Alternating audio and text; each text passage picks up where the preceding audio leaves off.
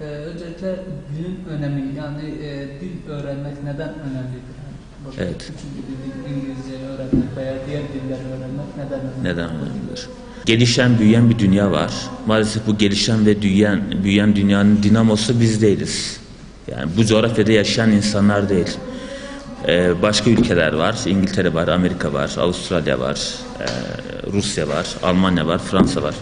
Dünyaya çok ciddi katkılar yapan ülkeler bunlar. Ve her şeyi kontrol eden, her şeyi dizayn eden, kanalize eden bu ülkeler. İlk başta bilim dili. İngilizce bilim dili. Bundan dolayı öğrenmek lazım. İkincisi, akademik kariyer yapmak için biliyorsunuz dil lazım. Biz 1,5 ay önce başladık faaliyetlerimize. Van'da değil sadece, Türkiye'nin her tarafında dil eğitimiyle ilgili çok ciddi problemler var. Bir standart maalesef oluşturulamadı burada. Sınıflar kalabalık oluyor. Bir sistem yok. Sürekli eğitimciler değişiyor. Bu işi part-time yapan eğitimciler var dışarıdan. Bunlarla çok sağlıklı da gitmiyor. Bizim burada hedeflediğimiz şey, burada tam zamanlı çalışan eğitimcilerle belirli bir standartın üzerine dil eğitimi verebilmek. Bir de belirli bir müfredata tabi olarak çalışmıyoruz biz maalesef. Her gün bir şeyler değişebiliyor eğitim anlamında, müfredat anlamında. Bu da çok ciddi bir problem. Bizde bir sistem var. A'dan Z'ye kadar her şey belli. Gün gün, saat saat, hafta hafta, bunların hepsi belli. Bu işe neden girdik? Van'da bu işin çok profesyonelce yapılmadığını gördük.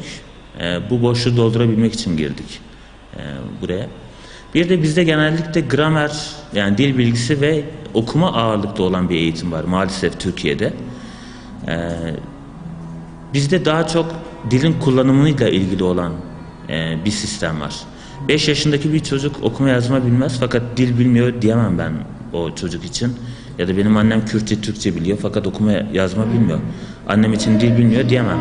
Dilin tek göstergesi onu kullanmaktır. Biz de dilin kullanımına yönelik olan eğitimler yapıyoruz. Dile maruz kalmak lazım bir dili öğrenebilmek için. Sadece iki şart vardır aslında. Dile uzun süre maruz kalmak lazım. Bir de yoğun şekilde maruz kalmak lazım. Biz bazen dile çok uzun maruz kalıyoruz. İlkokul 4'ten üniversite 4'e kadar öğreniyoruz bu dili. Fakat haftada 1 saat olduğu için, 2 saat olduğu için öğrenemiyoruz. Bazen de haftada 30 saat ders görüyoruz fakat sadece 1 hafta sürüyor bu. Bu yüzden yoğun ve uzun süre maruz kalmak lazım. Bizim burada hedeflediğimiz şey de görsellerle birlikte katılımcıların dile maruz kalmalarını istediğimiz için dizaynı da böyle yaptık tabii ki. İngilizce ile biliyorsunuz gidiyor bu işler. Genelde insanların İngilizceye ihtiyacı var. Fakat bizim yakın coğrafyalar var burada. İran var, Rusya var, Ermenistan var, Azerbaycan var, Irak var, Suriye var. Burada kullanılan dilleri de bilmek lazım.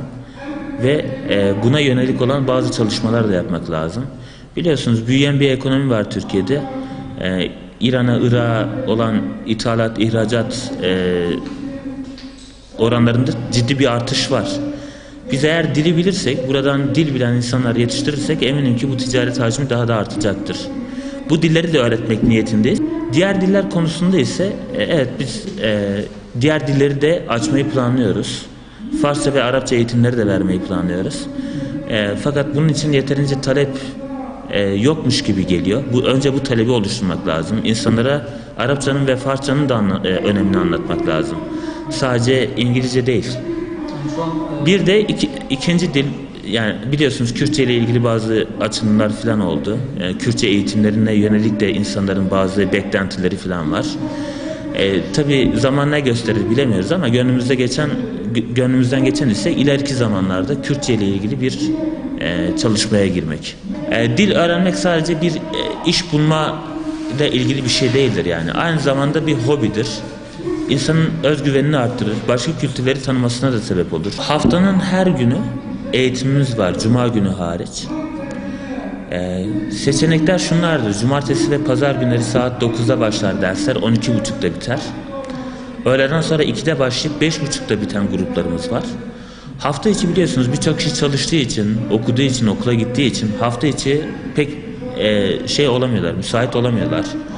Gerçi yaz aylarında bu durum değişiyor ama Bizim bir de hafta içi pazartesi, çarşamba 6 ile 9.30 arasında ve de salı ve perşembe günleri 6 ile 9.30 arasında eğitimlerimiz var.